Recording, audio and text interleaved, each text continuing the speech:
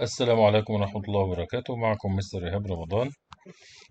النهاردة إن شاء الله في الفيديو ده هتكلم عن ضرائب الزوم.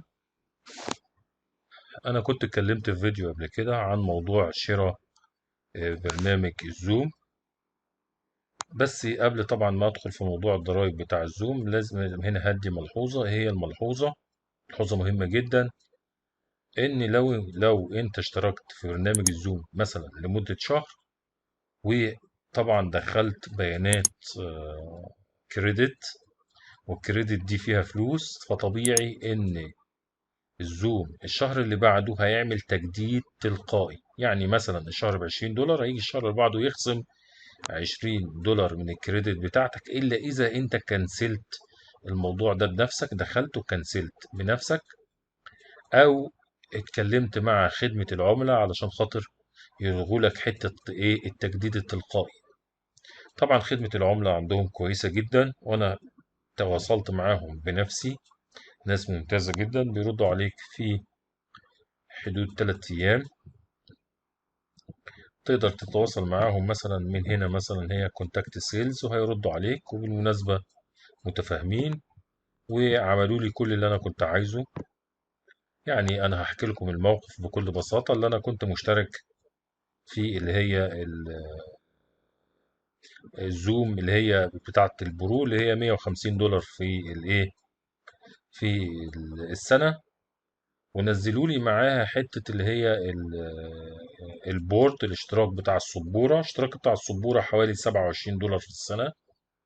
طبعا أنا ما بحتاجش سبورة الزوم في حاجة، فطبعا ال 27 دولار دول ملهمش لازمة بالنسبة لي. فتواصلت معاهم قلت لهم إن أنتوا أول حاجة، أنا ما كنتش أعرف حتة التجديد التلقائي دي، ما كنتش واخد خوانة. أول ما خلص بتاع ده الاشتراك بتاعي السنوي اتجدد تلقائي، فخصموا على طول من الفيزا.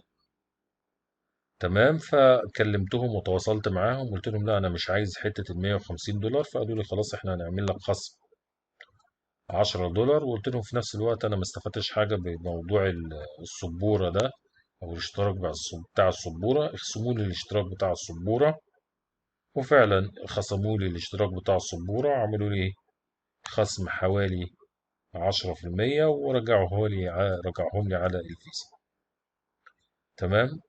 طيب، آه، نبدأ بقى نتكلم في موضوع الضرائب. طبعا أي حد مشترك في الزوم المدفوع جات له الرسالة بتاعة الضرائب.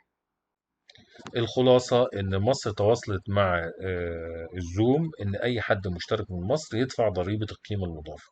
طيب، إزاي؟ لو أي حد عنده رقم ضريبي اللي هو التي ار ان، يعني بيدفع ضرائب في مصر وعنده رقم ضريبي تي ار ان، يقدر بكل بساطة يخش على الموقع، يسجل الرقم الضريبي اللي هو التي ار ان. وساعتها هنا بقى الزوم مش هتاخد منه ضريبة القيمة المضافة، اللي هي بالمناسبة 14%. المهم، طب افرض انا ما دخلتش الرقم الضريبي التي ار ان، ايه اللي هيحصل؟ اللي هيحصل ان بتاع ده زوم هتحصلها منك شخصيا. يعني هتاخد ال 150 دولار اللي هم الاشتراك السنوي، بجانب قيمة ال 14% قيمة الضريبة المضافة، وهي اللي هتوردها لمصر بنفسها. طيب هتوردها لمصر بنفسها ازاي؟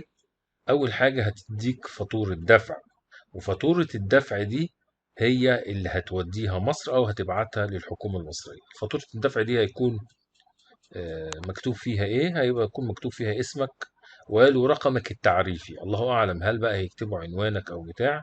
إلى الآن المعلومة دي مش مؤكدة اللي هتتكتب في الفاتورة، لكن المؤكد إن أي حد تمام هيشتري الزوم بعد تاريخ 22/6. احنا دلوقتي عدينا 22/6، يعني أي حد دلوقتي هيشترك في الزوم هيدفع من مصر، هيدفع ضريبة القيمة المضافة. تمام. وبتاع ده زوم مطالب بتوريدها لمصر، والفاتورة هيبقى فيها اسمك ورقمك التعريفي. وإن شاء الله على فكرة في موضوع كامل الزوم كاتباه على الموقع بتاعها بخصوص ضريبة القيمة المضافة بالنسبة لمصر.